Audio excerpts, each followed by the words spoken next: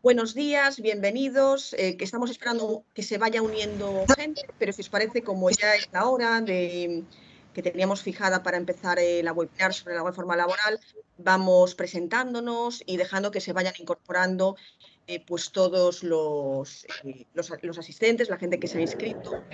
En primer lugar, quería presentarme. Yo soy Catarina Capeans, soy abogada laboralista en Vento, Abogados y Asesores. Y en segundo lugar, quería agradecer, por supuesto, pues a todos los organizadores del evento su participación en el mismo. Si os parece, voy a compartir la presentación mientras la gente se va incorporando.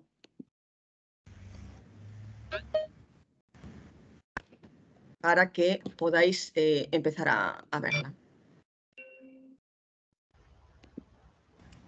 Aquí está. Yo, como creo que ya está más o menos incorporándose todo el mundo, en primer lugar, bueno, si podéis desconectar los micrófonos, luego os explicaré que para poder hacer preguntas, pues lo ideal es que utilicemos el chat, que no esperéis al final, si queréis introducir ya pues en el chat preguntas conforme vayamos avanzando un poco la ponencia. Lo que vamos a tratar es sobre la nueva reforma laboral. Como os digo, luego que desconectéis los micrófonos para que podamos nosotros hablar sin interferencias.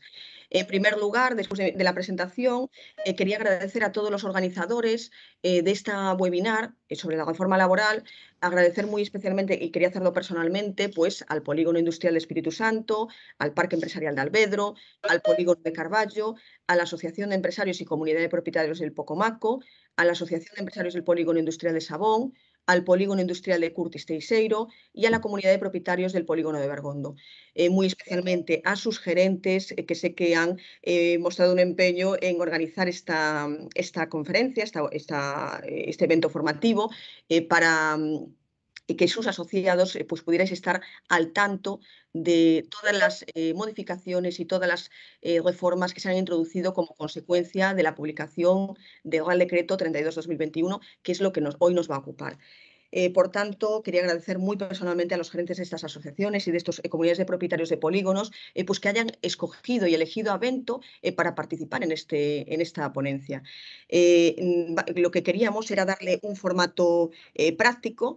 Desde luego estamos muy agradecidos por la extraordinaria convocatoria del evento. Hay casi 200 personas inscritas. Veo que se siguen añadiendo personas y sabemos que tiene un especial interés este tema, pues porque nos han requerido pues eventos de este tipo en diferentes formatos y en diferentes asociaciones, y sabemos, porque lo vivimos en el despacho en el día a día, que está teniendo mucha interés y mucha incertidumbre en cómo se va a aplicar pues toda la normativa que se ha aprobado recientemente. Y por eso quería deciros que la idea es hacer un formato práctico para que vosotros podáis seguir pues cuáles son las modificaciones más relevantes que se han publicado con esta reforma. Intervendré yo inicialmente.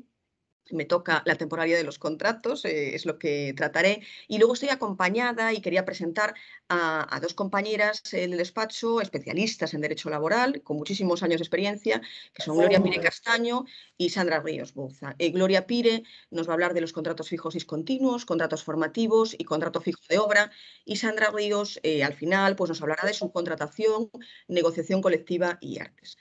Desde luego, lo que queremos es dar un formato práctico al evento, que podáis intervenir pues a través del chat. Al ser un número tan elevado de participantes, nos parecía la mejor forma de que podamos abrir un debate participativo, del que nosotros además siempre aprendemos muchísimo, y por tanto pues esperaremos al final de las intervenciones pues para poder iniciar ese debate y poder resolver o repensar entre todos las preguntas que nos vayáis formulando.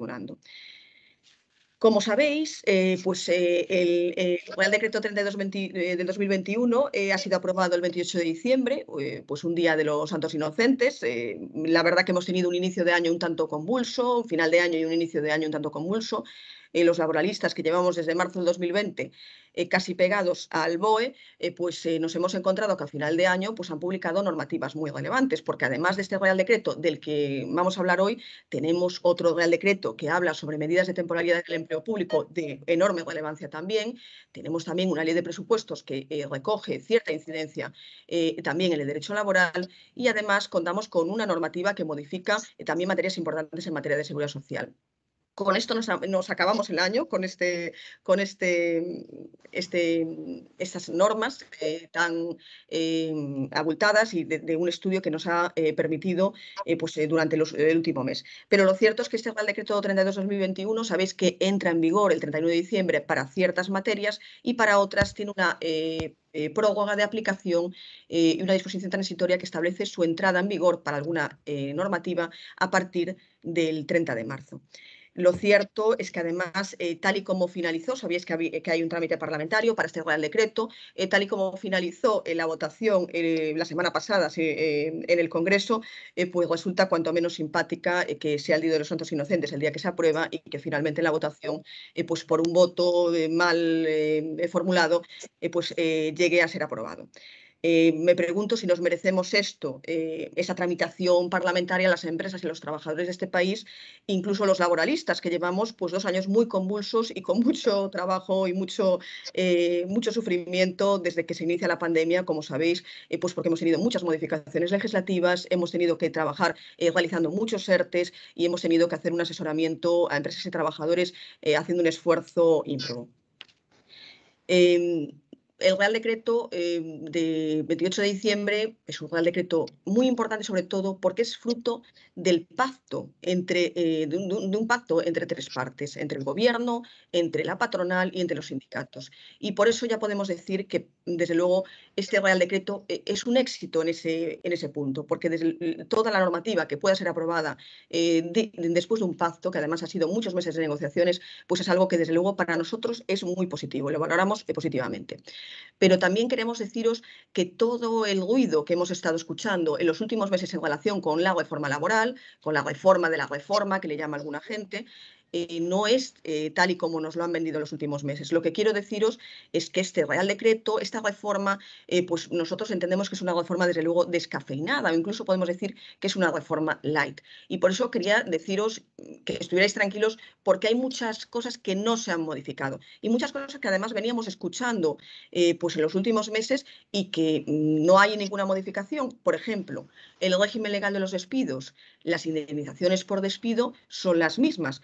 Se modificaron en el 2012 en su cuantía, que eran de 45 días por año y se redujeron a 33 días por año, y no se ha producido ninguna modificación en este sentido. Por tanto, eso sí que hubo mucho gogón, que se iba a derogar esa reforma. No hay derogación tal, hay una modificación en ciertas circunstancias que luego veremos la explicación, pero desde luego hay cuestiones que siguen manteniendo el espíritu de la normativa del año 2012.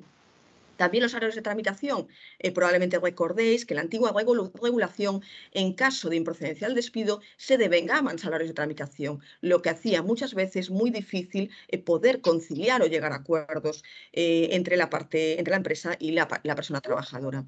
En tercer lugar, también se escuchó muchas veces que el incumplimiento de los requisitos formales de un despido o el incumplimiento de alguna asistencia, de algún fraude de ley en la contratación podría suponer la nulidad del despido. Tampoco se ha introducido ni se ha modificado nada relativo a esto. Desde luego, tampoco se ha introducido la intervención sindical en la modificación sustancial de condiciones de trabajo. Sabéis que se ha introducido parte de la normativa COVID, que ha resultado un éxito durante estos años, durante estos meses últimos, porque ha permitido la pervivencia de muchas empresas, evitar la destrucción de empleo, pero sí que se había apostado por la intervención sindical en cualquier ERTE, TOP que se iniciara. Se planteó si se trasladaba esto al Estatuto de los Trabajadores y finalmente no hay esa intervención sindical como tanto se ha hablado sobre ella. Y tampoco hay prioridad aplicativa absoluta del convenio colectivo de empresa. Si recordáis, casi antes de la reforma de marzo del 2020, se hablaba de que el convenio colectivo de empresa perecía, o sea, no iba a tener ya ningún tipo de aplicación. Y no es así, el convenio colectivo de empresa sigue existiendo. No va a tener prioridad aplicativa, como veremos y como nos explicará Gloria, en relación con, no, nos explica Sandra, que es el bloque de ella, en relación con los salarios, pero el convenio colectivo de empresa seguirá manteniendo su vigencia. Por tanto, no decae el convenio colectivo de empresa, como era algo que se venía escuchando también. Y tampoco va a haber porcentajes de temporalidad de las empresas. También se ha escuchado que se iban a establecer un porcentaje, si de un número, si de otro. Esto finalmente no se ha aprobado con la reforma. Entonces, en primer lugar, deciros lo que no se ha modificado, ¿vale? Esto sigue estando tal cual se aprobó con la reforma del año 2012. ¿Y cuál es la justificación según el legislador de la reforma?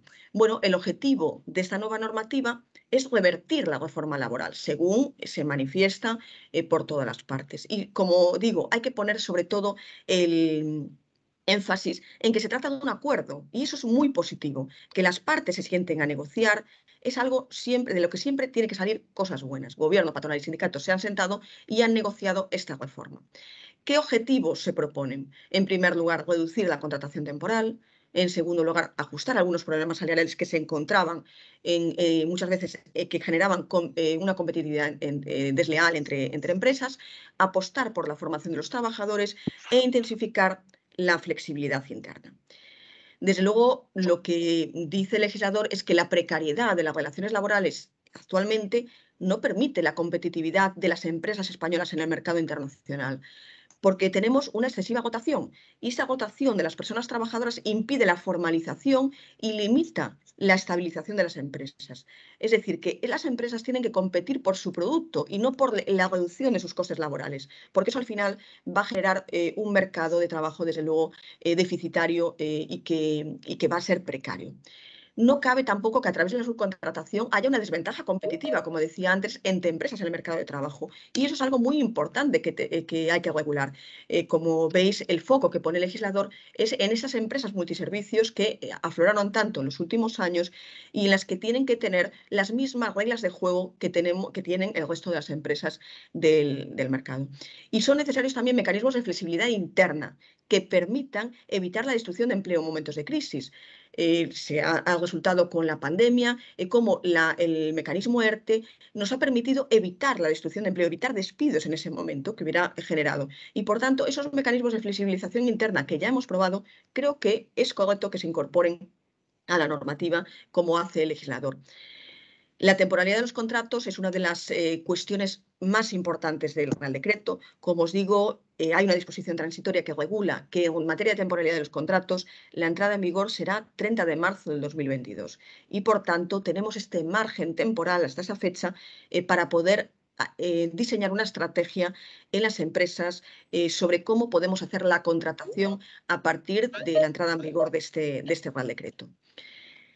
Bueno, no es un secreto. La contratación indefinida es la preferida por el legislador. Y la contratación temporal ya era algo subsidiario, pero es que ahora con esta normativa pasa a ser algo excepcional para supuestos muy tasados. Y tenemos que ser conscientes y aceptar este cambio que establece el legislador. En España contamos con los indicadores de temporalidad más altos del panorama europeo. Esta elevada agotación, como os decía, impide la formación y la estabilidad de las personas trabajadoras. Impide además que modernicemos las empresas y la mejora de la productividad empresarial. Y por tanto, lo que propone el legislador es un cambio en la cultura empresarial, que la contratación indefinida no es algo negativo, pero es cierto que desde nuestro punto de vista creemos que todavía existe un escaso incentivo del marco normativo, de la norma, para potenciar la contratación indefinida a nivel deseable. Y nosotros nos encontramos muchas veces con empresas que quieren hacer una estabilidad y una contratación indefinida, pero que no encuentran los mecanismos de flexibilidad interna y que seguimos con la mentalidad empresarial de que la contratación indefinida es algo que es más caro, cuando creo que tenemos quizás que darle una vuelta a la contratación que estamos haciendo en las empresas y ver pues, que la contratación temporal vale pues, para determinadas situaciones concretas, pero que tenemos que abrir un poco la mano a esas contrataciones indefinidas, sobre todo porque tenemos que evitar un riesgo de que efectivamente pues, Inspección de Trabajo o en los tribunales finalmente consideren que esa contratación temporal es fraudulenta. Existe un uso fraudulento de la contratación temporal, es cierto, puede que siga existiendo otra reforma. Va a estar más limitado en el tiempo por cuanto se acortan los plazos de duración de estos contratos temporales, pero por experiencia hay empresas que, a pesar del riesgo del uso fraudulento de la contratación temporal, siguen haciendo uso de la misma, pues como mecanismo de contratación. Y por tanto, ese uso fraudulento probablemente pueda seguir existiendo, lo que sí que con unos plazos mucho menores. ¿Y qué modificaciones introduce el legislador para atajar esa temporalidad? Bueno, primero modifica los contratos, establece unos nuevos contratos, luego os hablaré sobre ellos, encarece la contratación temporal y el fraude en la contratación temporal también, incrementando las sanciones establecidas en la LISOS, en la Ley de Infracciones y Sanciones en el Orden Social, y además establece también cambios en el límite de encadenamiento de contratos. Como os decía, va acortando los plazos para que la duración de la contratación temporal no sea como hasta ahora, que teníamos contratos por obra que podrían durar, según en negociación colectiva, hasta 4 años. El legislador entiende que la contratación temporal no puede tener esos plazos de duración. Y, por tanto, desaparece el contrato por obra o servicio determinado. Creo que tengo más adelante en una diapositiva el número. En el año 2021 se firmaron en España 4,5 millones de contratos por obra o servicio determinado. Era el contrato que estábamos usando todos. Y por eso, desde luego, nosotros estamos viendo que esa desaparición del contrato de obra va a suponer un cataclismo en las empresas, porque tenemos que modificar nuestro sistema de contratación, tenemos que diseñar una estrategia de contratación que sea adecuada con nuestra actividad y con los picos de producción que podemos tener. Y vamos a tener 2 tipos de contratos temporales: circunstancias de la producción, como existía, pero con otra denominación. Y va a ser por circunstancias de la producción previsible o por circunstancias de la producción imprevisible. Y luego tendremos otro contrato, que es el contrato de sustitución. Por tanto, se mantiene que el fraude en la temporalidad sigue existiendo cuando hay un encadenamiento de contratos a una misma persona. Esto se mantiene, no es algo nuevo del Real Decreto 32 del 2021, pero sí que lo que se hace es que se reduce el periodo para adquirir la condición de indefinido, de fijo en una empresa, porque con contratos temporales encadenados se pasa de los 24 meses dentro de un periodo de 30 meses a los 18 meses en un periodo de 24 meses. Y esa limitación, además, aplica también a contratos por circunstancias de la producción, incluidos también los contratos de puesta a disposición realizados con empresas de trabajo temporal. Y, en cambio, quedan excluidos, por supuesto, contratos formativos de relevo o interinidad en este encadenamiento de contratos temporales. Por tanto, lo máximo que una empresa puede tener a un trabajador con contratos encadenados va a ser 18 meses en un periodo de 24 meses.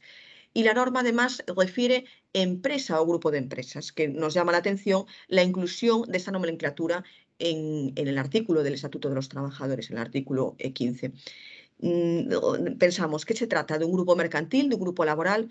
Desde luego, según nuestro punto de vista, creemos que se trata de un grupo mercantil, por cuanto el grupo mercantil puede efectivamente encadenar contratos entre diferentes empresas sin que exista un grupo patológico a efectos laborales que todavía no ha sido definido por la normativa, sino que su definición es una construcción jurisprudencial que han ido creando los tribunales a lo largo de los años.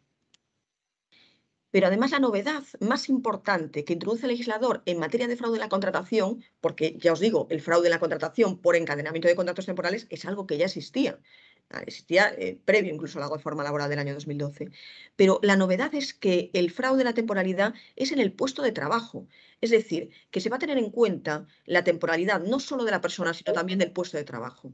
Si un número consecutivo de trabajadores encadenan sucesivos contratos temporales para cubrir el mismo puesto y superan estos 18 meses en un periodo de 24 meses, se entiende que este puesto debe cubrirse por un contrato indefinido. Bueno, pues esto entendemos que desde luego es una modificación muy importante y que va a traer unas consecuencias muy relevantes, porque lo que está diciendo es que ese puesto tiene el carácter estructural y que debe cubrirse con un contrato indefinido. Entonces nos planteamos, si llevamos encadenando contratos en un puesto de trabajo a un trabajador que ha estado 17 meses pero que se marcha de la empresa y no impugna su despido ni discute que su relación laboral sea indefinido, y en ese puesto de trabajo contratamos durante un mes a otro trabajador, ¿a quién tenemos que hacer el contrato indefinido? ¿Al trabajador que ha estado los 17 meses o al trabajador que ha estado el mes último en ese puesto que parece que tiene un carácter estructural? Bueno, entendemos que, por lo que dice la norma, parece que es solo al trabajador que ha estado ocupando el puesto en el último mes.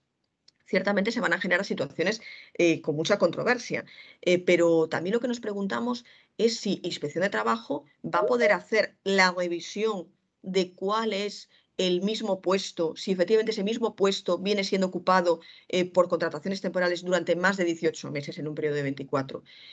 Bueno, sabemos que Inspección de Trabajo ha estado haciendo durante los últimos años campañas para atajar la temporalidad y cómo en esas campañas pues, se han convertido muchos contratos temporales en indefinidos. Pero que Inspección de Trabajo tenga la capacidad de valorar si el mismo puesto ha sido ocupado de forma temporal, pues tendremos que verlo. Probablemente por una cuestión de estadísticas, tendría que ver el organigrama de la empresa. Bueno, desde luego no habla de la misma categoría, habla del puesto de trabajo. El puesto de trabajo, pues a lo mejor resulta más complejo para Inspección de Trabajo determinar si ese puesto de trabajo en concreto está ocupado por contratos temporales, pero tendremos que ver efectivamente cómo se desarrolla esto, este medio de control por parte de inspección. El SEPE además va a poner en conocimiento también de Inspección de Trabajo los datos que tenga cuando vea que se sobrepasan los límites de contratación temporal. Esto ya estaba recogido en la norma, pero es cierto que muchas veces ni Inspección de Trabajo ni el Servicio de Empleo Público tiene capacidad para poder determinar si estos datos y poder informar efectivamente a la Comisión de estas infracciones en materia de temporalidad. Nos genera muchas dudas que la Administración, tal y como están estos dos organismos, tengan capacidad ahora de poder hacer estas investigaciones a mayores de todo el trabajo que vienen realizando ya en la actualidad. ¿Y qué modificaciones se introducen en cuanto al fraude en la contratación temporal? Como os decía, primero se encarece no solo el contrato temporal, sino que además se encarecen el propio fraude en la contratación temporal, estableciendo sanciones más duras, modificando, por tanto, los artículos 7 y 40 de la Ley de Infracciones y Sanciones del Orden Social, que establece sanciones por importe entre 1.000 y 10.000 euros. Y además ya no son sanciones por empresa, sino que refiere sanciones por el trabajador cuando existe un contrato temporal fraudulento.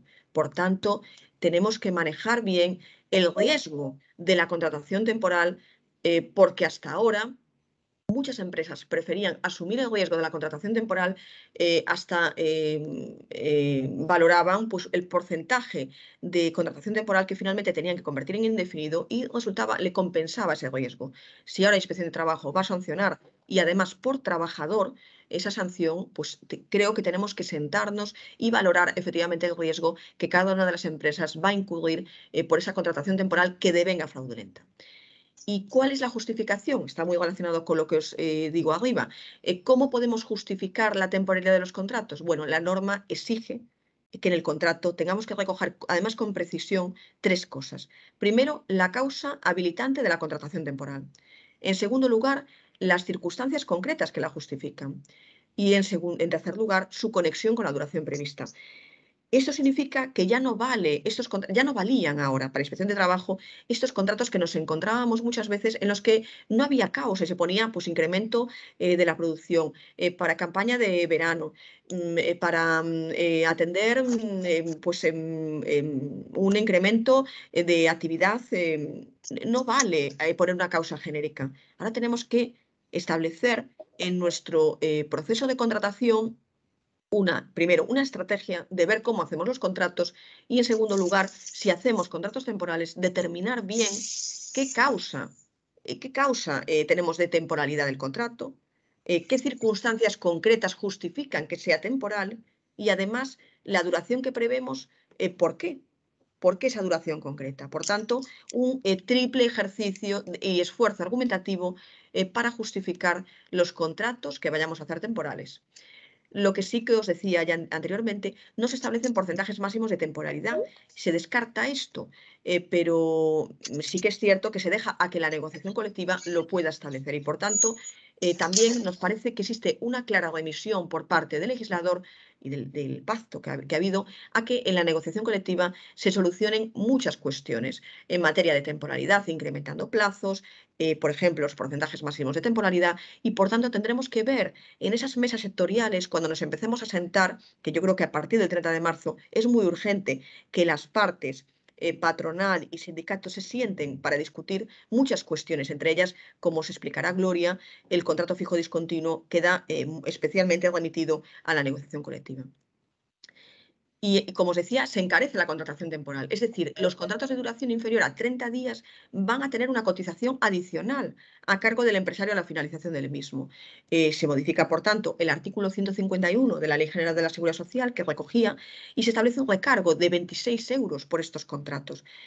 No aplica después de este encarecimiento de los contratos, este recargo, esta cotización adicional, después de diferentes presiones por parte de estos sectores, no aplica al régimen agrario, no aplica a empleadas de hogar, ni aplica al régimen especial de minería ni contratos de sustitución. Pero por ahora está fuera todo el sector de espectáculos públicos, que sabéis que es un sector en el que muchas veces existen contratos de duración inferior a 30 días. Es cierto que lo que se ha manifestado por parte del Gobierno es que están preparando para que saliera en este mes de enero, que bueno, ya no parece que de tiempo, un estatuto del artista que regule especialmente pues este sector, que sabéis que se regula por un Real Decreto del año 1985, pero que ha devenido totalmente obsoleto y que incluso ya hay sentencias del Tribunal Supremo que han considerado que no vale la contratación temporal sin regirse por lo establecido en el Estatuto de los Trabajadores. Y no cabe contrato temporal, que esa es una novedad muy importante para la realización de trabajos en el marco de contratas. Esos contratos temporales que se hacían para justificar pues la realización de una contrata, subcontrata o concesiones administrativas que formen parte de la actividad habitual u ordinaria de la empresa, no se permite ya. No cabe el contrato temporal, salvo que sea necesario, pues por esa contrata, unas circunstancias especiales de la producción y que esté debidamente justificado. Pero en sí mismo, un contrato temporal no una contrata no justifica la formalización de contratos temporales. Y además en la propia ley lo que se apunta es al contrato fijo discontinuo, como el contrato idóneo para esta actividad, que es como el contrato estrella y que pretende relanzar el Gobierno, como se explicará Gloria. Y el régimen transitorio que tenemos en materia de temporalidad, porque, como os decía, no aplica hasta el 30 de marzo de 2022, estos nuevos contratos temporales que os refiero de eventuales por circunstancias de la producción o de sustitución, no aplican hasta el 30 de marzo de 2022. Pero, ¿qué hacemos con los contratos de obra o eventuales que ya hemos celebrado antes de la entrada en vigor, antes del 31 de diciembre de 2021? Estos contratos se mantienen, siguen aplicando, siguen rigiendo y además por su normativa, por la normativa que era vigente en el momento de su contratación, y se aplica además hasta su duración máxima. Los contratos de obra tienen una duración máxima en su relación anterior de 3 años, ampliable a 4 años por convenio colectivo. Y por tanto, esos contratos permanecen vigentes. En cuanto a los contratos de obra y eventuales que hemos celebrado desde la entrada en vigor, desde el 31 de diciembre hasta el 29 de marzo, se regirán por la norma actual, pero su duración no podrá ser superior a 6 meses. Y respecto al cómputo de encadenamiento de contratos, vamos a tener en cuenta solo el contrato vigente a 31 de diciembre del 2021, a efectos del cálculo de 18 meses en el periodo de 24. Bueno, como os decía, muy importante, desaparece el contrato de obra servicio determinado, que es un contrato ya creado en los años 70, contrato además muy cuestionado por la jurisprudencia, recientemente por muchas sentencias del Tribunal Supremo, pero es que en 2021 en España hemos firmado 4,5 millones de contratos de obra. Por tanto, sí que es cierto que la desaparición del contrato de obra es algo que nos va a costar mucho pues en los próximos meses para cambiar esa mentalidad y esa estrategia en la contratación en muchas empresas. ¿Y qué hacemos con los contratos de obra vigentes? Bueno, los contratos de obra formalizados, como os decía, a 31 de diciembre mantienen su vigencia hasta su duración máxima. Y durante este plazo de 3 meses podremos formalizar contratos, pero siempre van a tener una duración máxima de 6 meses. Y los contratos por circunstancias de la producción, que son los contratos temporales que aparecen a partir de la nueva normativa y que entrarán en vigor a partir del 30 de marzo, pueden ser por circunstancias de la producción previsible o imprevisible. Previsible, el contrato por circunstancias de la producción previsible, es cuando sea necesario, se puede formalizar cuando sea necesario para atender situaciones ocasionales, previsibles y que tengan una duración reducida y delimitada. Parece que es el contrato que el legislador prevé pues, para una campaña, para rebajas, para Navidad, para Black Friday.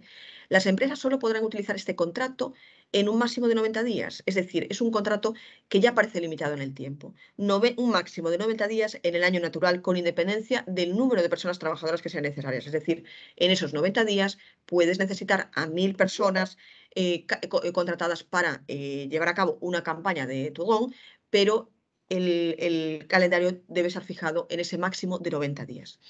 Los 90 días, además, no pueden ser utilizados de forma continuada, que es algo que también genera mucha controversia. Quiero decir, en el calendario no vamos a poder establecer los 3 meses y los 90 días de forma continuada. Y además tenemos que entregar a la RLT en el último trimestre de cada año una previsión anual del uso de estos contratos. Es la empresa la que tiene que abrir en su calendario 90 días para la utilización de estos contratos.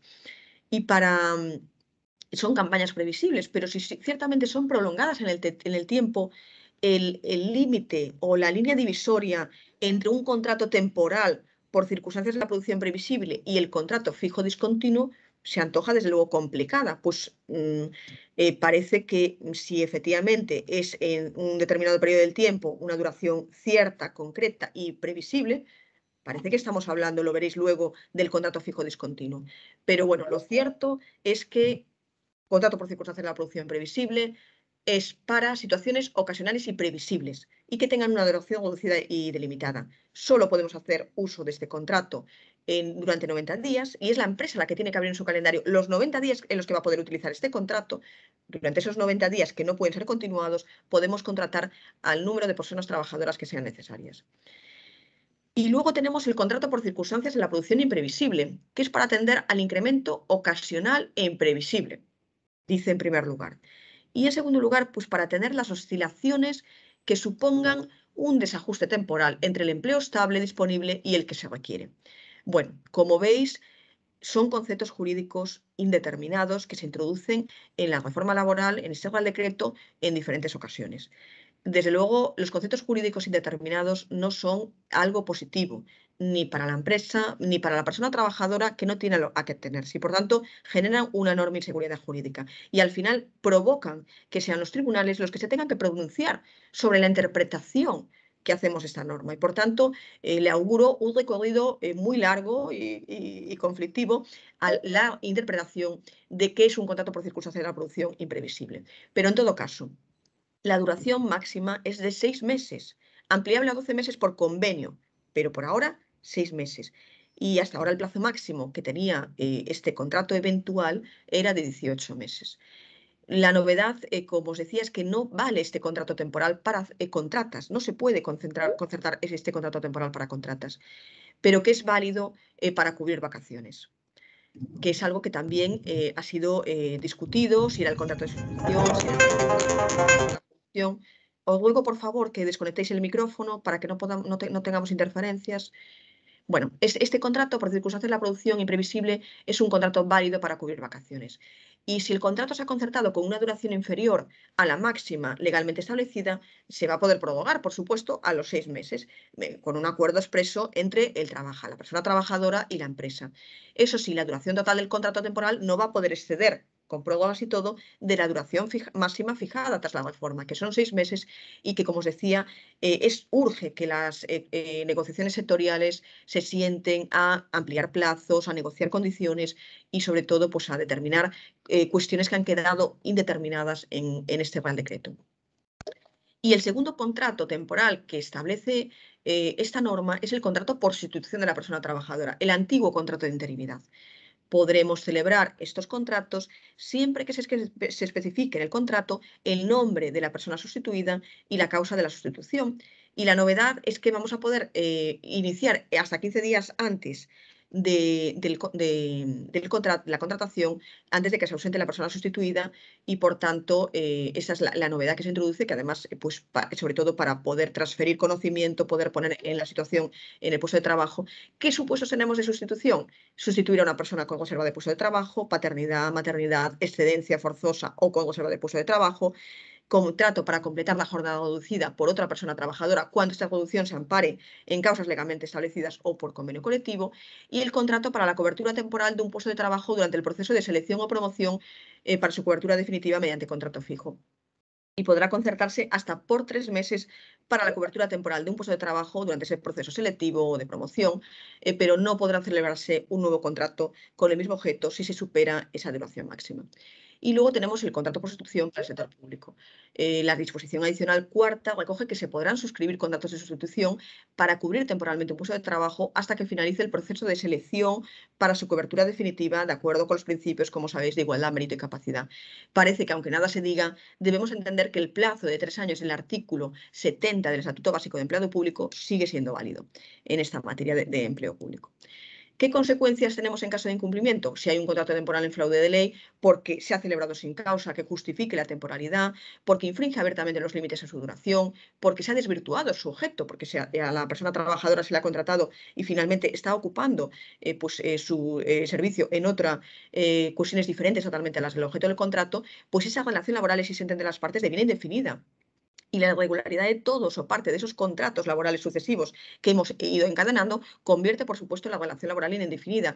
Y la antigüedad del empleado se va a remontar al momento en que se inició el trabajo en virtud del primer contrato temporal, siempre que no haya existido una interrupción significativa, que tampoco es un método matemático en el que tienen que ponderarse muchas circunstancias que concurran, y que la última sentencia del Tribunal Supremo, que además no es tan reciente, que ya es de hace unos años, habla de un paréntesis de 69 días. Y esto es lo que puedo hablaros sobre la temporalidad de los contratos. La siguiente que va a intervenir va a ser Gloria. Como os decía, ella va a tratar los contratos fijos discontinuos, contratos formativos y contrato fijo de obra. Entonces, con ella, pues os dejo.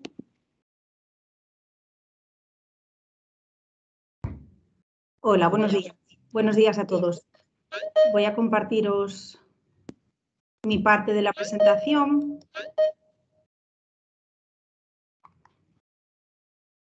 A ver si somos capaces.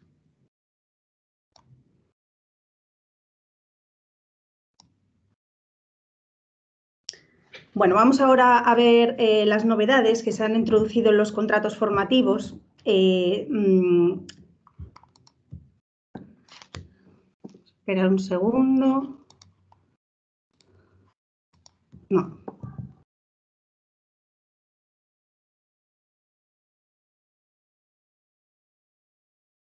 Aquí. También tienen entrada en vigor el 30 de marzo de este año y modifican en parte el régimen existente hasta la fecha. Se contemplan dos tipos de contratos formativos. El primero es el contrato de formación en alternancia, el antiguo contrato formativo, y el segundo es el contrato de formación para la obtención de práctica profesional, que es el antiguo contrato en prácticas. Como veis, el contrato de formación en alternancia está pensado para personas que no tengan titulación y quieran compatibilizar sus estudios con el trabajo remunerado. Las líneas generales de este contrato son las siguientes. Lo más importante de todo es que este contrato es que la actividad de la persona trabajadora tiene que estar directamente relacionada con las actividades formativas y se tiene que coordinar esa actividad integrándose en un programa de formación común. La duración que se puede concertar en este contrato es de entre 3 meses y 2 años y con personas de hasta 30 años de edad. El tiempo de trabajo no puede ser superior al 65% el primer año del contrato y al 85% durante el segundo año. Al igual que la retribución, que no podrá ser inferior al 60% durante el primer año ni al 75% durante el segundo año. Estoy en una reunión mundial del grupo profesional, nivel retributivo y tiempo de trabajo efectivo. Estoy en una reunión mundial. Me invitaron del bufete de abogados de evento aquí, ya que me defendiera de la incapacidad. Es un debate mundial de la reforma de España, de la reforma laboral. Os ruego, por favor, que desconectéis los micrófonos para evitar interferencias, que si no, no escuchamos a Gloria. Gloria. Sí, continúo. Vamos a pasar ahora al contrato de formación para la obtención de práctica profesional, que es el antiguo contrato en prácticas, como os decíamos. Está pensado para facilitar la integración laboral de personas con titulación. Las líneas generales de este contrato son las siguientes. La duración no puede ser inferior a 6 meses ni superior a 1 año.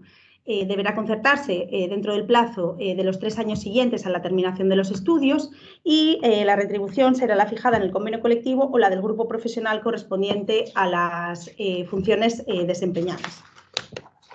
Las normas comunes de estos contratos, que muchas veces es la causa por la que finalmente se declaran contratos fraudulentos, es por el incumplimiento de este tipo de normas, ¿no? De normas formales.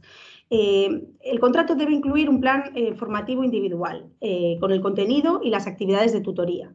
Desde luego no cabe el uso de estos contratos para suplir a trabajadores en ERTE, como venía siendo habitual en estos últimos meses de pandemia, que ya estaba establecida esa previsión.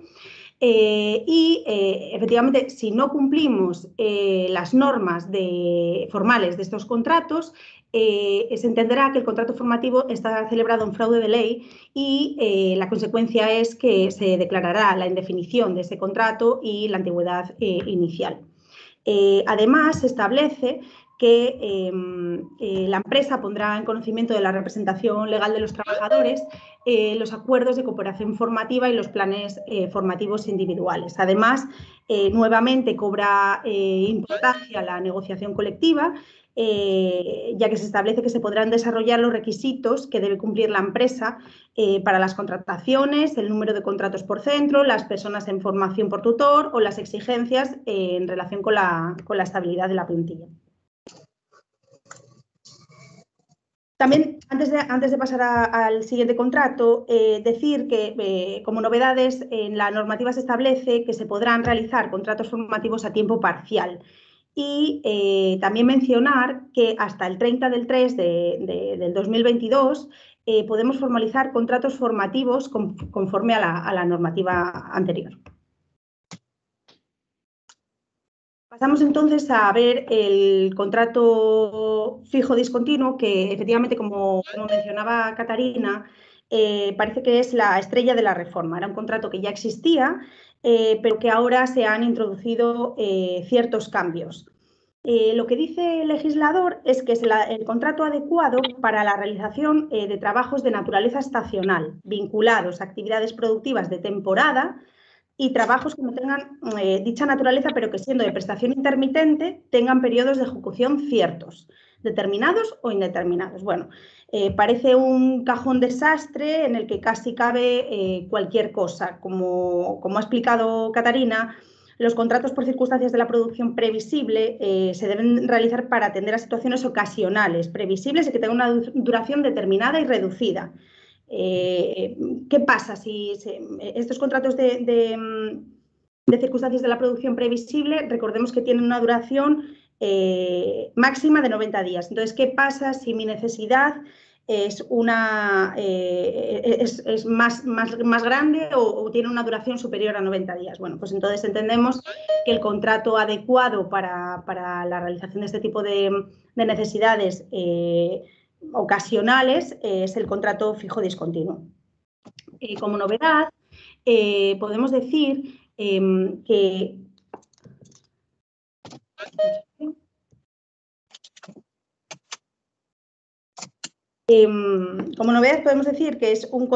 que el contrato fijo discontinuo se podrá celebrar entre una empresa de trabajo temporal y una empresa contratada para ser cedida a otras empresas, siempre respetando las causas de temporalidad del artículo 15 del Estatuto.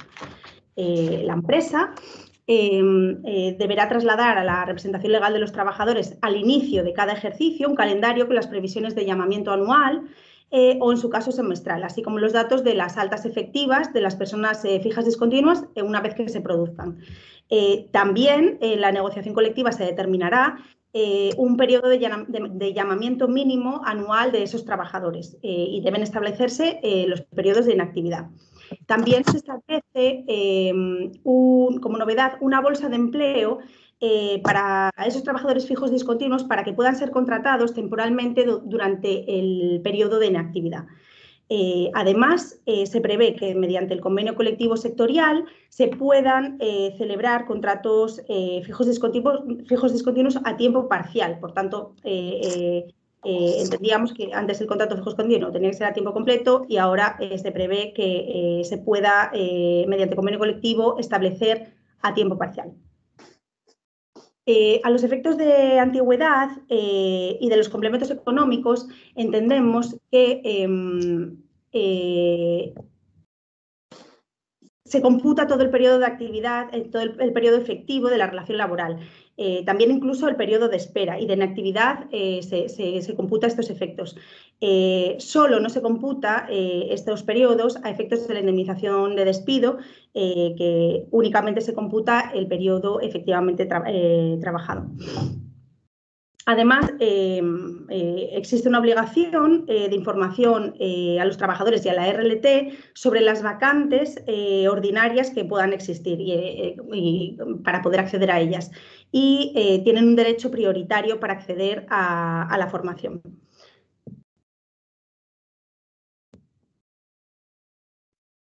Como antes comentábamos, dado que se ha eliminado el contrato por obra y que este era el contrato que habitualmente se utilizaba para las contratas y subcontratas, que aún son contratas y subcontratas mercantiles o administrativas, que aún siendo previsibles y forman parte de la actividad habitual de la empresa, antes se realizaba el contrato por obra. Vamos, ahora, al haber desaparecido ese contrato por obra, el contrato que debemos realizar para este tipo de contratas y subcontratas es el contrato fijo discontinuo. De esta forma, los periodos de inactividad serán los plazos de espera entre subcontrataciones. Los convenios colectivos, la negociación colectiva, deberá fijar el plazo máximo de inactividad entre un llamamiento y otro. Pero, en defecto de pacto, en el convenio colectivo, el plazo máximo de espera de inactividad serán de 3 meses. En ese caso, después la empresa deberá adoptar o bien otra serie de medidas, o bien realizar un ERTE, o bien proceder a un despido por causas subjetivas, bien individual o bien colectivo. Por último, en mi bloque quería hablaros del contrato fijo de obra en el sector de la construcción. Se ha modificado en materia de contratación este contrato. Es un contrato sui generis que se prevé para las empresas que estén sometidas al Convenio General del sector de la construcción. Lo que se establece es que estos contratos de trabajo indefinidos adscritos a una obra determinada podrán extinguirse por motivos inherentes al trabajador. Hasta la fecha no existía esa posibilidad y es la gran novedad en esta reforma. Y se regula de forma detallada cuáles son los motivos inherentes a la persona trabajadora que justifican la extinción de ese contrato.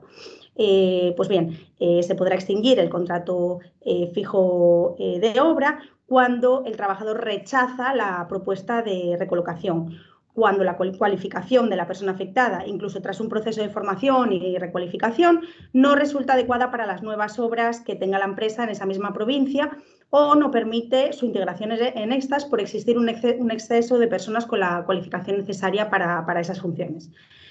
Cuando no existe en la provincia en la que esa persona esté contratada, obras acordes a su cualificación profesional, nivel, función y grupo profesional, una vez analizada su cualificación o posible recualificación. Y en el caso de extinción, la indemnización que se le abonará al trabajador será del 7% del salario devengado durante toda la vigencia del contrato. Hasta aquí mi intervención. Os dejo con mi compañera Sandra, que os va a hablar de su contratación, convenios colectivos y ERTES.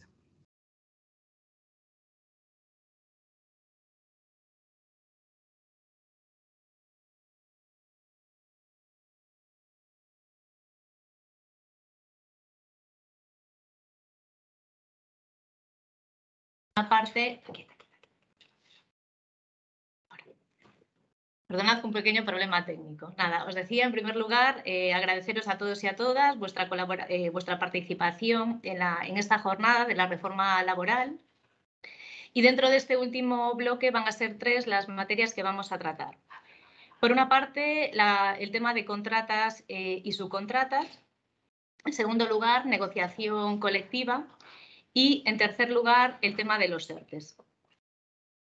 Como línea general, en relación a estos 3 puntos, podemos decir, en primer lugar, que son materias que, más que reforma, que sí afecta de manera directa a la negociación colectiva, en esta legislador ha tratado, por una parte, bueno, pues de incorporar a la legislación laboral lo que viene siendo esa dispersión normativa a la que hemos asistido desde que empezó la etapa COVID, desde ese 14 de marzo de 2020, en que nos dictaron ese primer decreto y las distintas evoluciones que han venido experimentando durante todos estos meses. Y posteriormente también, por otro lado, pues una incorporación de lo que viene siendo el criterio jurisprudencial que se ha mantenido en alguna de estas materias. Ya entrando directamente en materia y en lo que se refiere al primer bloque, que es el relativo al de las contratas y subcontratas, la modificación viene establecida a través de una introducción de un nuevo apartado, el apartado 6º, que se establece en el artículo 42, que es el relativo a la regulación de contratas y subcontratas. Y podemos decir que son 2 las cuestiones principales. Podemos entender una de carácter meramente formal, que es la incorporación que se hace de lenguaje inclusivo en la propia redacción del precepto. Así vemos que se deja de hablar de empresarios para hablar de empresa y se habla también de personas trabajadoras. Y una segunda cuestión, que es la cuestión puramente de fondo, con el que el legislador trata de resolver una cuestión que efectivamente ha venido ocupando en los últimos años, que es el de las empresas multiservicios. Un sector caracterizado por una dispersión desde un punto de vista de actividad, de gran diversidad y que efectivamente ante la falta de un convenio colectivo aplicable al que poder adscribirse, bueno, pues determinó la precarización de las condiciones laborales de estos trabajadores y a la que trata el legislador de dar respuesta mediante esta modificación. Y para ello, en este apartado 6º, el legislador trata de dar respuesta a la cuestión de cuál debe de ser el convenio colectivo que debe de aplicarse a estas personas trabajadoras de las contratas y las subcontratas. Y a tal efecto, el legislador establece como regla general que será el convenio colectivo correspondiente al sector de actividad de estos trabajadores el que debe de ser de aplicación. Por lo tanto, el legislador no va a optar ni por el convenio colectivo de la empresa principal, sino que efectivamente lo va a ligar a la actividad efectivamente desarrollada por este personal de las contratas y subcontratas. Lo cual, de alguna manera, bueno, viene en perfecta conexión con lo que fue la propia respuesta del Tribunal Supremo en el conocido popularmente como las Kellys, en las que se planteaba precisamente cuál era el convenio colectivo a aplicar en relación a este conjunto de trabajadoras. Y efectivamente el Supremo resolvió que sería el convenio de la actividad, en su caso limpieza de edificios y locales, el que debería de ser de aplicación. Y aquí el legislador pues efectivamente incorpora esa aportación jurisprudencial y efectivamente determina que por lo tanto la regla general será el convenio que esté vinculado a la actividad efectivamente desarrollada por este colectivo de trabajadores. Ahora bien, a continuación establece el legislador y añade una coletilla que salvo que efectivamente que existiera un convenio colectivo para la aplicación de este sector, lo cual parece expresamente dice salvo que exista otro convenio colectivo sectorial aplicable. Lo cual es una cláusula un poco difusa que parece plantear la posibilidad que las empresas de multiservicios pudieran llegar a tener su propio convenio colectivo de aplicación, en cuyo caso sería de aplicación dicho convenio colectivo. Experiencia que, por otra parte, ya se intentó hacer en el pasado, en el que sí hubo un intento de negociación entre una de las principales empresas multisectoriales de este país y también con uno de los sindicatos más representativos y que finalmente, bueno, pues no llegó a buen puerto y por lo tanto se trata de un sector que carece de ese convenio y al que ahora pues se trata de dar respuesta. Y por último, añade también el legislador una excepción, que es el supuesto en el que la propia empresa contratista o subcontratista tuviera su propio convenio de empresa, en cuyo caso, establece el legislador, este resultará prioritario. Por lo tanto, regla general, actividad de la contrata y subcontrata.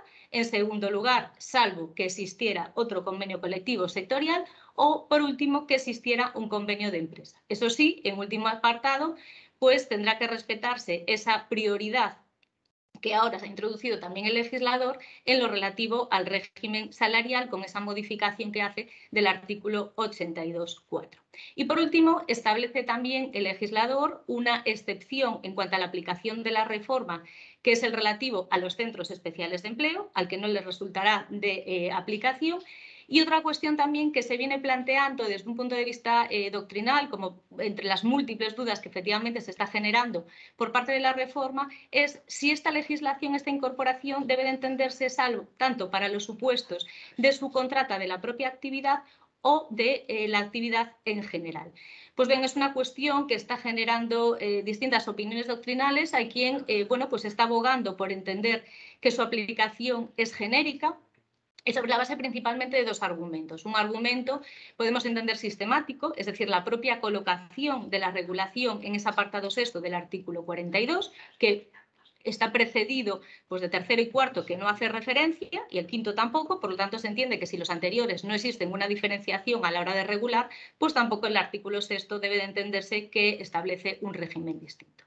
Y, en segundo lugar, porque el propio legislador excepciona en la aplicación de la reforma a los centros especiales de empleo y, por lo tanto, hay quien opina que es difícil encontrar supuestos donde los centros especiales de empleo pues vayan al margen de esa propia actividad y, por lo tanto, debe de ser este criterio entendido con carácter genérico.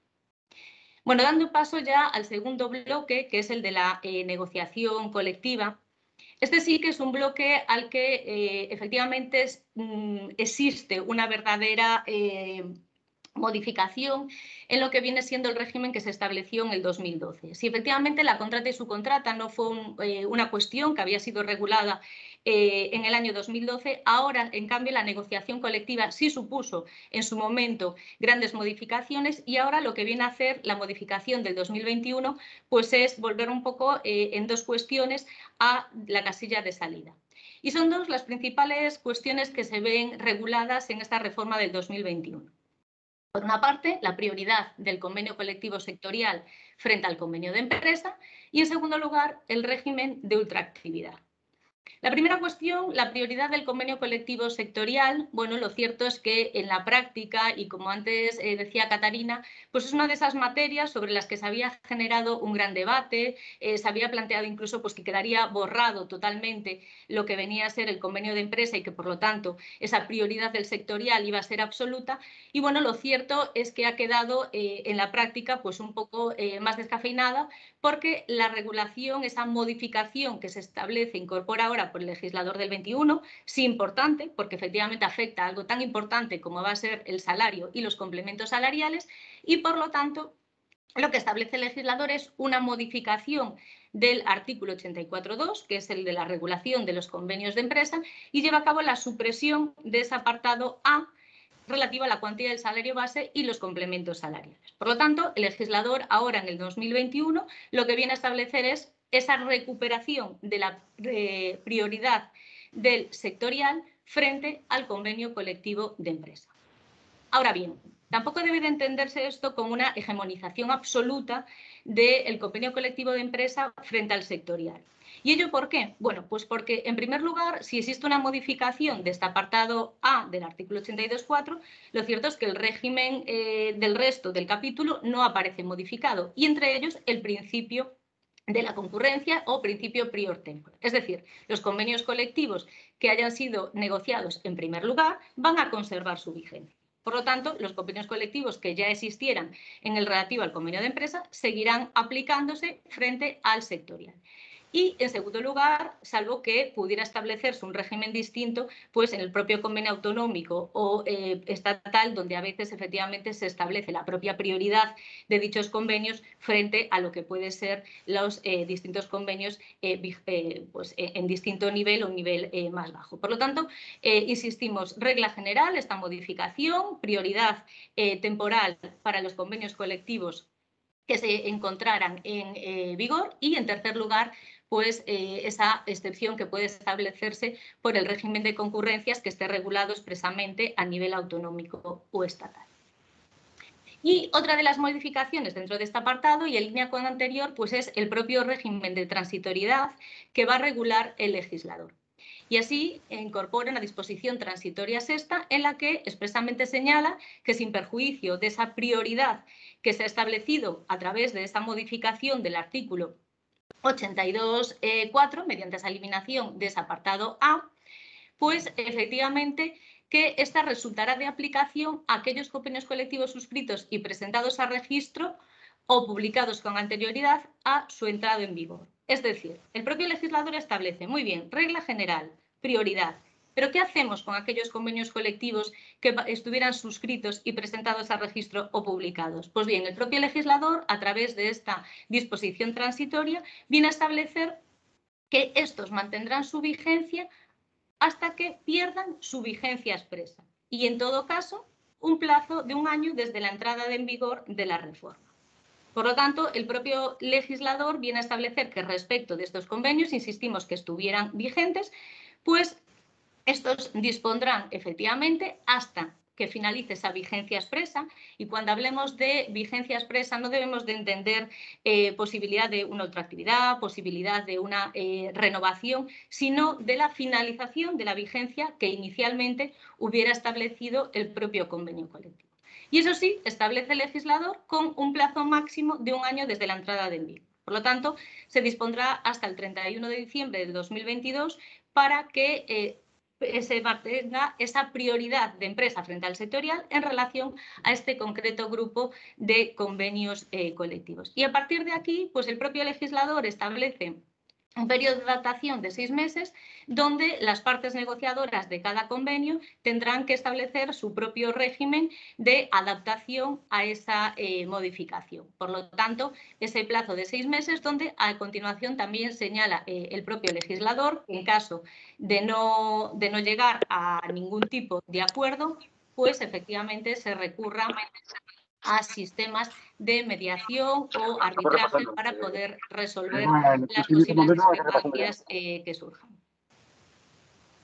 Y por último vamos a hacer referencia también a la cuestión relativa al régimen de la ultraactividad, donde efectivamente aquí es otra de las materias donde donde se vuelve a ese régimen anterior a la reforma del 2012, que, como era sabido, pues para aquellos supuestos donde se hubiera denunciado un convenio colectivo, transcurrido un periodo de 1 año, sin que las partes hubieran llegado a ningún tipo de acuerdo, pues mantenía esa vigencia durante 1 año y después decaía la aplicación de ese convenio colectivo. Pues bien, lo que hace el legislador es una vuelta a esa reforma, a esa situación anterior al 2012, eso sí, teniendo en consideración que esta modificación que hace el legislador se aplica siempre con carácter subsidiario de lo que va a ser la autonomía colectiva. Es decir, el régimen de ultraactividad, primero hay que ver qué es lo que establece el propio convenio colectivo, y en caso de que esto no se regule, pues existirá esa ultraactividad ex lege, que es la que efectivamente establece el legislador. ¿Y qué dice el legislador? Bueno, pues en este caso, en esa vuelta con anterioridad, lo que viene a establecer que, denunciado el convenio colectivo y transcurrido 1 año sin que las partes se hubieran dotado de un nuevo convenio, pues la ultraactividad se mantendrá con carácter indefinido. Y un poco se verá desde un punto de vista práctico cómo se va a comportar ese equilibrio en cuanto al interés de las partes de llevar a cabo la negociación de un nuevo convenio. Cuestión esta de debate que se planteaba precisamente con anterioridad, en el sentido, bueno, pues del interés que podría tener pues muchas veces la parte empresarial de no llevar a cabo esa negociación, porque efectivamente acababa decayendo el propio convenio colectivo, bueno, y en este caso, de alguna manera, lo que se viene a entender es que supone una recuperación en ese sentido, pues de la parte social, desde un punto de vista del interés en llevar a cabo la negociación. En todo caso, entendemos o esperemos que apelar a la responsabilidad de ambas partes, sobre la base precisamente, como señalaba anteriormente Catarina, de que esta reforma es fruto de ese diálogo social tan importante en el ámbito de las relaciones laborales. Y por último, el bloque relativo a los ERTEs. Bueno, en este apartado, principalmente el legislador se ha encargado de llevar a cabo una recopilación de esa diversidad normativa a la que hemos acudido desde que se produjo el estallido de la crisis sanitaria, desde ese 14 de marzo de 2020, donde tuvimos ese primer decreto y que fue evolucionando y dando respuesta a las distintas situaciones que llevamos 2 años de pandemia en aras de mantener y conservar el mayor número de puestos de trabajo. Y ahora lo que hace el legislador es incorporar esa dispersión y la incorpora dentro del marco legislativo general. Por lo tanto, la nueva modificación se lleva a cabo el nuevo régimen a través del artículo 47 y se introduce un nuevo apartado bis en este artículo. En este artículo 47 nos va a dejar un escenario de las siguientes modalidades de ERTE. Por una parte, vamos a tener el ERTE ETOP, el que tradicionalmente conocido como Expediente de Regulación Temporal de Empleo por circunstancias económicas, técnicas, organizativas o de producción. En segundo lugar, tendremos el ERTE por fuerza mayor, el ERTE por impedimento o limitación y, por último, un nuevo mecanismo que se lleva a cabo, que se llama mecanismo red, que es una de las grandes novedades que sí incorpora esta reforma del año 21. Bueno, en primer lugar, en cuanto a los ERTE-ETOP, destacar que principalmente la reforma se produce desde un punto de vista de procedimiento, en el sentido de que se trata de simplificar, acortar los tiempos de negociación como también de constitución de las comisiones negociadoras, pero desde un punto de vista de fondo se mantiene inalterado lo que viene a ser la regulación de las causas, que debe entenderse en cada supuesto por causa económica, técnica, organizativa o de carácter productivo.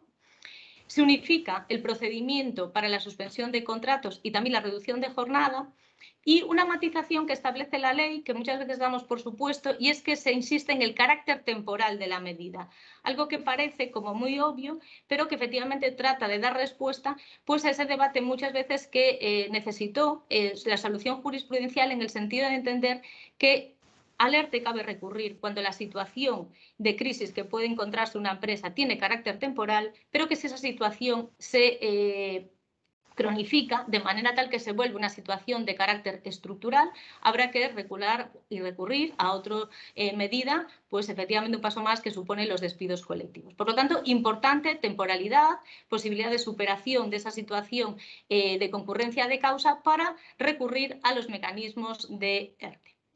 Y, por lo tanto, insistir en que las modificaciones, por lo tanto, son principalmente de corte procedimental.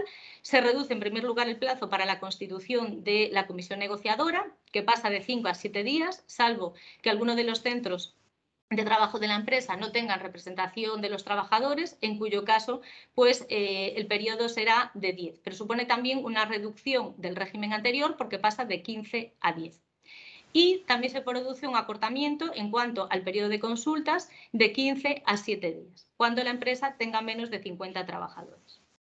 Y lo que sí, una incorporación que se produce por parte del legislador y que hay que valorar muy positivamente, es la posibilidad de prorrogar el ERTE de manera automática o a través de un pequeño periodo de consultas de 5 días. Esto supone que frente al régimen anterior, que finalizada la vigencia del ERTE nos obligaba pues nuevamente a ambas partes a sentarnos en una mesa y volver a negociar, pues ahora el legislador nos permite de que si efectivamente se entiende que la causa sigue concurriendo, pues a través de ese periodo de consultas se manifieste la voluntad de ambas partes de la mesa de llevar a cabo esa renovación y, por lo tanto, mantener los efectos de ese ERTE. En segundo lugar, el ERTE de fuerza mayor, que si bien antes estaba en la norma, no en el marco de la legislación general, sino a través de la norma reglamentaria, y ahora en el año 2021 pues lo que hace el legislador es incorporarlo dentro del ámbito del estatuto, lo que viene a ser la regulación expresa del procedimiento a seguir en ambos casos. Y bueno, como hemos tenido larga experiencia durante estos 2 últimos años, por ser una de las, precisamente, pues el formato estrella de cara a poder dar solución a esa situación excepcional y, por lo tanto, un mecanismo absolutamente idóneo para el mantenimiento de puestos de empleo, bueno, pues se requerirá por una parte, una solicitud para su autorización a la autoridad administrativa, la comunicación simultánea a la representación de los trabajadores y la autoridad administrativa deberá de resolver en el plazo, establece el legislador, máximo de 5 días, periodo antes del cual deberá de emitirse el correspondiente informe de la Inspección de Trabajo. Esto quizás nos lleva a plantearnos la primera cuestión de, bueno, veremos cómo la Inspección de Trabajo da respuesta pues, a este plazo tan corto bueno, pues si efectivamente se tramitarán y se llevará a cabo dentro de ese plazo máximo sin la emisión de dicho informe. Plazo, por otra parte, que sí en este sentido se viene también a dar una respuesta a una cuestión que había generado gran incertidumbre durante el periodo inicial de su regulación, y es que el silencio debe de entenderse positivo. Es decir, ante la falta de una resolución expresa, el ERTE deberá de entenderse aprobado, lo cual sí introduce un elemento de certidumbre muy importante porque, como sabéis, en ese periodo inicial de COVID había gran incerteza sobre cómo debería de entenderse el silencio. Es más, pudimos asistir incluso diferencia de criterio entre distintas comunidades autónomas, lo cual en su momento, bueno, pues generó gran inseguridad y, por lo tanto, valorar muy positivamente que el legislador clarifique expresamente cómo debe de entenderse ese efecto del silencio administrativo.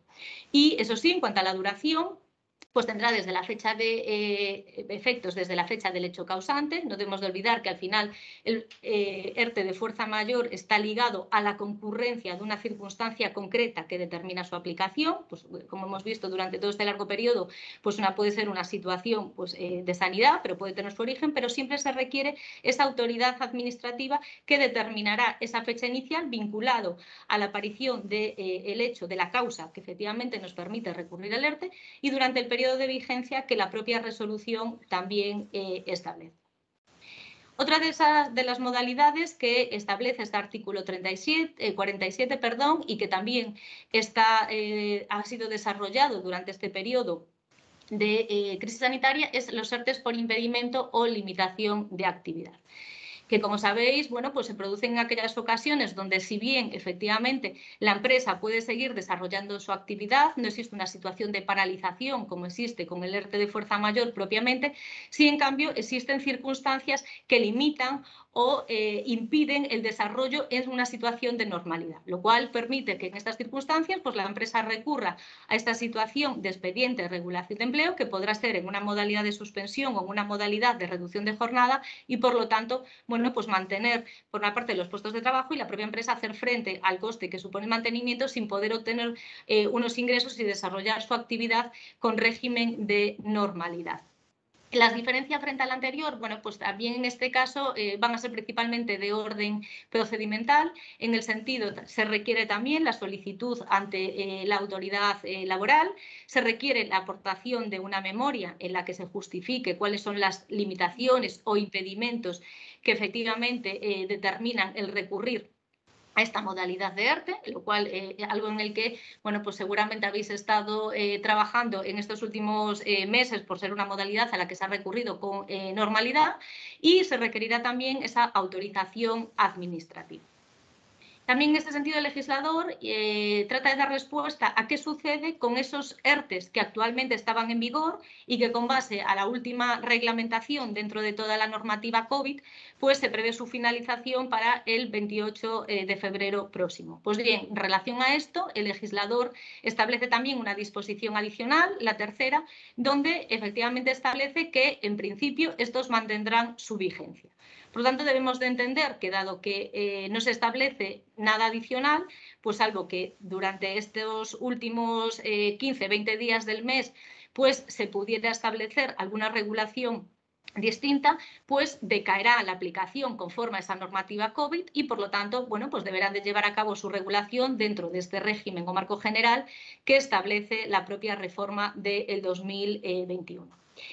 Y, por último, se establece también una serie de disposiciones comunes en relación a las dichas modalidades de ERTE, que básicamente, bueno, pues consisten, dice el propio legislador, pues insiste en la obligación de comunicación a la autoridad laboral, a la RLT. Importante siempre identificar cuáles son los trabajadores que se van a ver afectados por la medida, cuál es la medida que vamos a aplicar, es de reducción, es una medida de suspensión, cuál va a ser el tiempo durante el cual se va a aplicar, y después se establece también una serie de limitaciones que también ya habían sido introducidas a lo largo de estos últimos 2 años, y es la prohibición en relación a los trabajadores afectados por el ERTE, pues realizar nuevas contrataciones, realización de horas extras o realización de externalizaciones.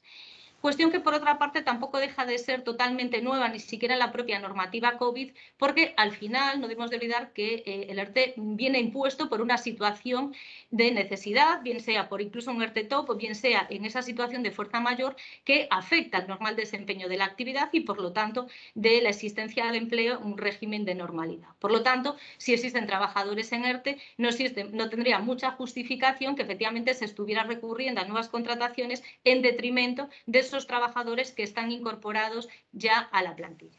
Salvo, y en ese sentido también es una previsión que hace el propio legislador, que efectivamente pues, se trate de situaciones que por el perfil profesional de los trabajadores que tenemos en plantilla o por una relación de conocimientos, pues efectivamente sea necesario recurrir pues, a contrataciones externas porque no podemos encontrar pues, esa cobertura dentro de la plantilla habitual. Pero, insistir, si efectivamente ese perfil sí lo tiene incorporado en la plantilla, no se puede llevar a cabo esa contratación de carácter externo.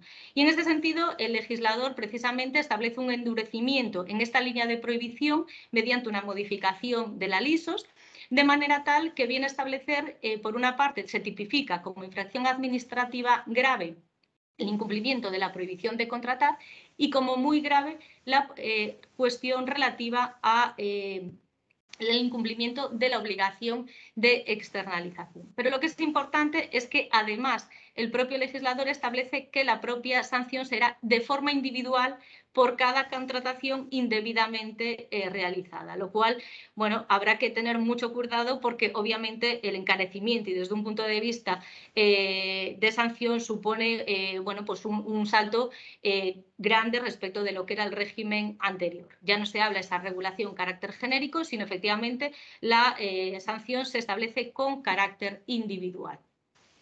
Y por último, también una regulación también de carácter común que afecta al régimen de las bonificaciones y bueno, también en la línea de lo que había sido la regulación durante estos meses, se establece un régimen de bonificación distinto según la modalidad del ERTE, de manera tal que para el caso del ERTE top puede llegar a ser del 20%, un 90% para los ERTEs de fuerza mayor, pero en ambos casos están condicionados. En el primero de los casos, a la realización de actividades formativas en relación a esos trabajadores para los que la empresa se va a bonificar. No debe de olvidarse en este sentido que el acogerse al régimen de bonificación es voluntario, pero en contrapartida el legislador lo que establece es la obligación de realizar acciones formativas, tratando, bueno, pues de alguna manera de dotar de una mayor polivalencia, de una mayor cualificación a esos trabajadores que se encuentran en esa situación excepcional afectados por esa situación de crisis. Y en el caso de los ERTEs de fuerza mayor, sí es mayor el régimen de bonificación que puede alcanzar hasta el 90%, pero en este caso sí se establece en contrapartida no una obligación de carácter formativo, sino una obligación de mantenimiento de empleo. Y en este aspecto también el legislador, podemos entender que de una manera positiva, pues viene a clarificar lo que había sido la interpretación de esa obligación de mantenimiento de empleo, de manera tal que se establecen las siguientes aclaraciones. En primer lugar, la obligación de mantenimiento de empleo de los 6 meses debe de computarse desde la finalización del ERTE. En este sentido, frente a lo que había sido la normativa COVID, donde se venía estableciendo que ese cómputo debía hacerse desde la primera incorporación, ahora el legislador da un paso más. Y en este sentido, lo que establece es la obligación desde la finalización del ERTE. No cabe una posibilidad de reincorporaciones parciales para eludir la obligación de mantenimiento de empleo. Cada obligación va a ser individual y, por lo tanto, una vez finalizado el ERTE, obligación de mantenimiento de esos 6 meses. En caso contrario, pues el propio legislador establece la obligación de devolución de las cotizaciones que hubieran sido indebidamente aplicadas y también se viene en ese sentido a clarificar lo que había sido el régimen anterior. Y es que las cotizaciones solo serán en relación a ese concreto trabajador respecto del cual la empresa no haya cumplido su obligación de mantenimiento de empleo, lo cual también supone una importante clarificación de lo que había sido el régimen durante el periodo COVID, porque, bueno, como sabéis, se había mantenido pues, si efectivamente esta obligación afectaría al conjunto de la plantilla, si debía de entenderse con carácter individual. Bueno, pues en este caso, ya con esta reforma del 2021, pues el legislador nos lo viene a aclarar y expresamente señala que se establecerá respecto de cada concreto trabajador.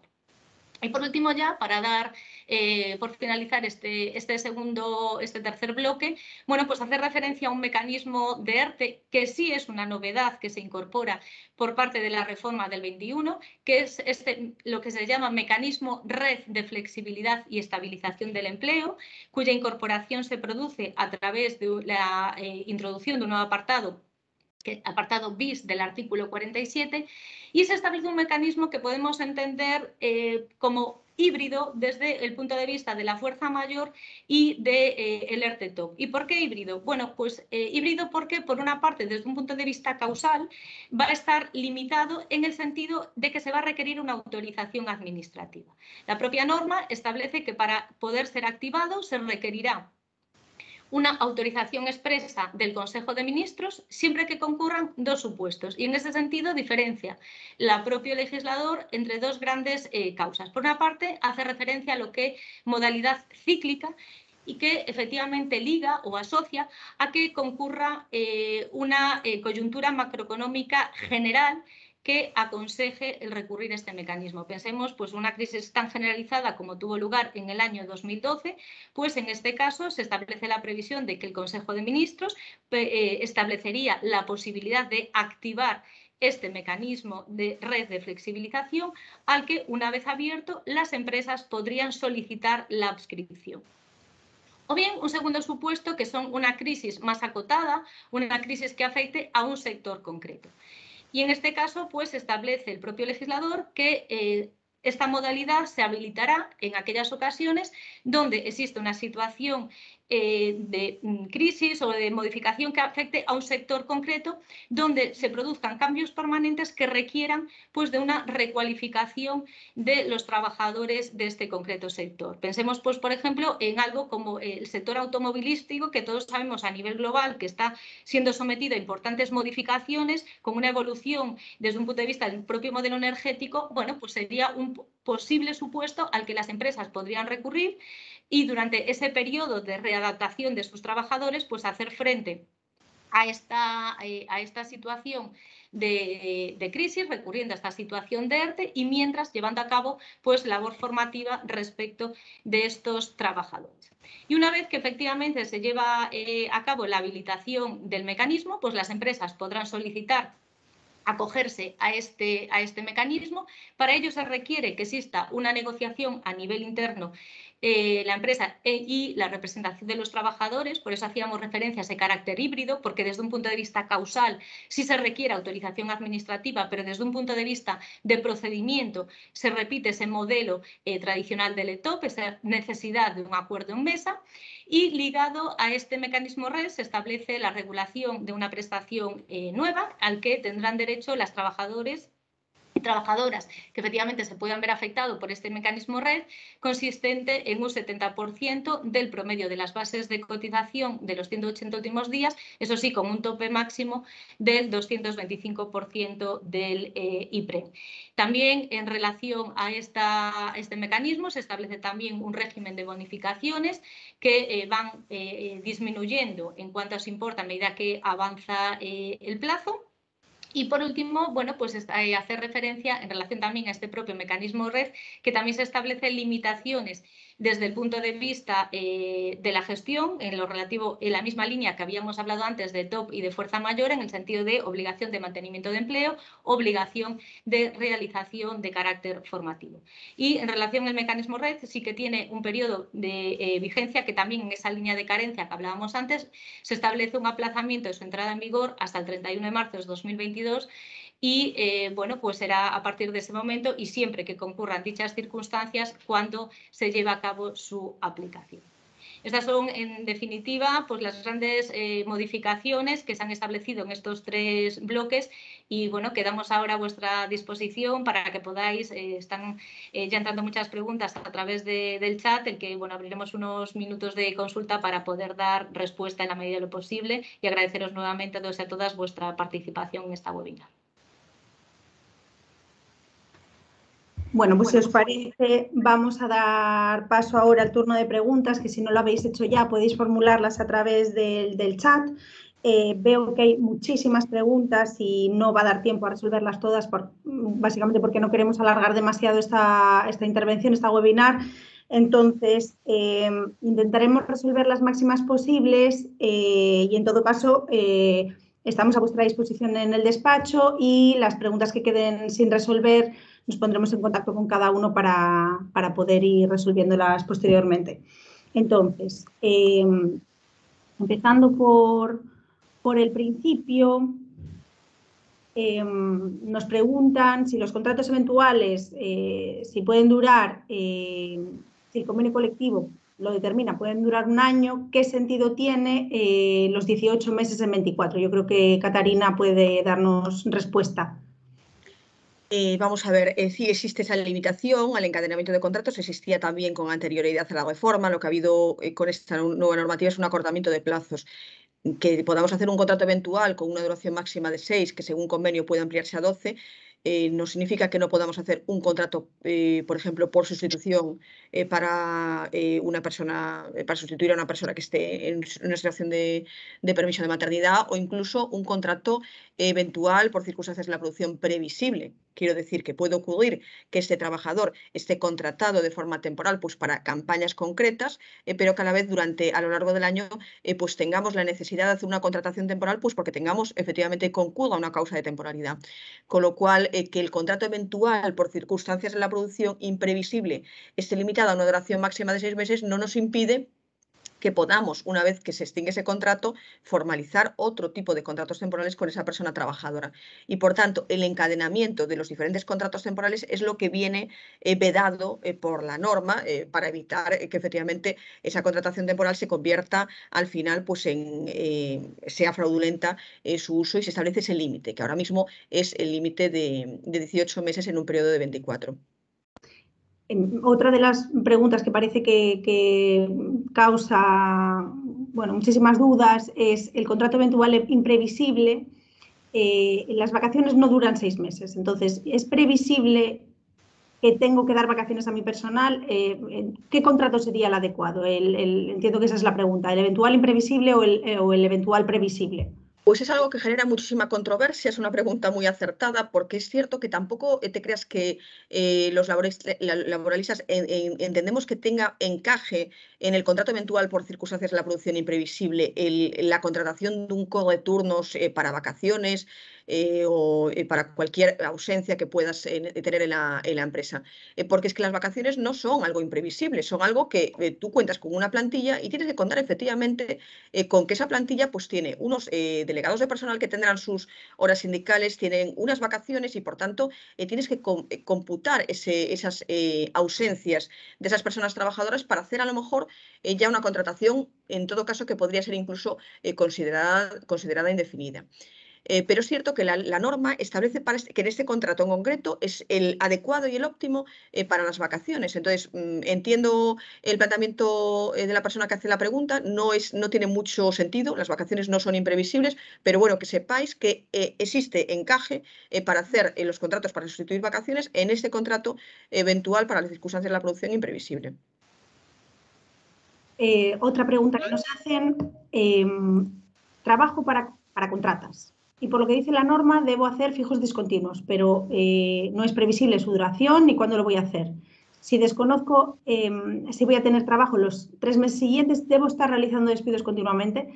Bueno, lo que decimos es que el contrato adecuado sería el fijo discontinuo, y efectivamente en los periodos de actividad, si el convenio colectivo no establece un periodo superior, el máximo de inactividad son 3 meses, de tal manera que o bien realizamos un ERTE, por la duración que preveamos que realmente va a durar esa interrupción entre contratas, o si vemos que esa duración va a ser muy extensa o incierta, debemos adoptar medidas definitivas de despidos objetivos individuales o colectivos.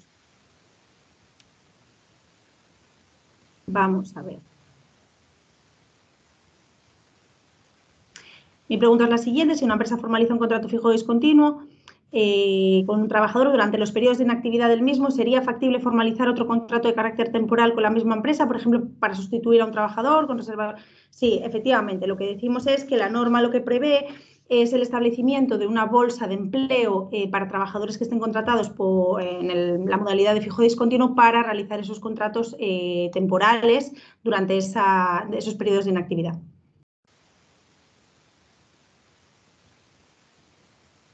Aquí nos hacen una pregunta para Sandra. ERTE top, plazo de constitución de la comisión negociadora, si no tengo RLT, máximo son 10 días, pero si en 5 constituye, ¿sirve o no?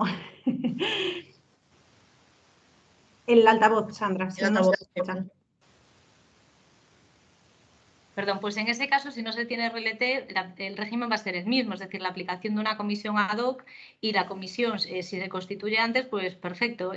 No hay el plazo máximo no hay por qué agotarlo. Es un plazo garantista, pero si antes se resuelve y los trabajadores, pues tras la celebración de asamblea o por el mecanismo que ellos consideren, eligen su representación, pues será perfectamente viable, se entenderá constituida la comisión ad hoc y empezará la iniciación y la tramitación del correspondiente ERTE. Otra pregunta para ti. Lo que dicen es, ¿ahora los ERTEs de fuerza mayor finalizan y ya hay que hacer uno nuevo o se prorrogan? No, en principio no está prevista la prórroga. Lo que establece es esa disposición adicional que hasta el 28 de febrero mantiene su vigencia, pero a partir de ahí, y salvo que, bueno, pues de aquí a finales de mes se establezca alguna regulación distinta, decaería porque decae la propia previsión legal de ese decreto y, por lo tanto, a partir de ahí, pues si volvemos a asistir, en vez de esta nueva desescalada, pues a nuevas prohibiciones o restricciones, habría ya que recurrir a este régimen nuevo que se establece mediante la reforma, tal como hemos descrito. Otra de las preguntas, que también es para Sandra, si no existe un convenio colectivo sectorial aplicable a toda la empresa, ya que esta cuenta con centros de trabajo situadas en varias comunidades autónomas y solo existen convenios de sector provinciales, ¿se sigue aplicando el convenio colectivo de empresa? En principio, pregunta interesante, pero vamos a ver, la regla general sigue siendo la misma, que es ver cada concreta actividad. Entonces, habría que ir viendo en cada centro de trabajo si efectivamente hay una actividad perfectamente diferenciable y, por lo tanto, esa se tendría que regir por el propio convenio que se aplica a ese sectorial. Al final, lo que debemos de partir es de la efectividad de la actividad realizada. Y si estas son distintas en distintos centros de trabajo, pues concurrirán dentro de la empresa pues una pluralidad de convenios colectivos ligados a la actividad desarrollada. Otra de las preguntas que nos hacen es qué tipo de contratos le hace a una persona para una obra de 15 días, un mes. ¿Cómo serán los contratos de los camareros, por ejemplo, de fin de semana? Bueno, parece que no es una circunstancia previsible, sino que estamos hablando de una circunstancia que es imprevisible. Y que, por tanto, habría que valorar el caso concreto y valorar si efectivamente está justificada la temporalidad, porque si tenemos esa necesidad de forma permanente y estructural en nuestra actividad, quizás tenemos que estar hablando de un contrato indefinido a tiempo parcial con una distribución irregular de la jornada. Parece que no se ajusta a un contrato fijo discontinuo, pues por cuanto parece que la necesidad es una necesidad, aunque sea imagínate, un camarero de fines de semana. Eso es que no encaja la temporalidad en ese contrato, salvo que efectivamente pues haya una causa que justifique en concreto la temporalidad, pero no. Esos contratos temporales que estamos haciendo y que además precisamente lo que hace la norma es encarecerlos, esos contratos temporales de 2 días, de menos de 30 días, son contratos que desde luego van a realizar en sectores muy concretos y determinados, pero el contrato al uso que se podría hacer sería el contrato eventual por circunstancias en la producción imprevisible. Desde luego, yo el encaje en hostelería a una circunstancia de la producción imprevisible de temporal no lo veo, pero habría que ver la actividad en concreto que se está haciendo en ese local y valorar efectivamente si encaja de alguna manera la temporalidad.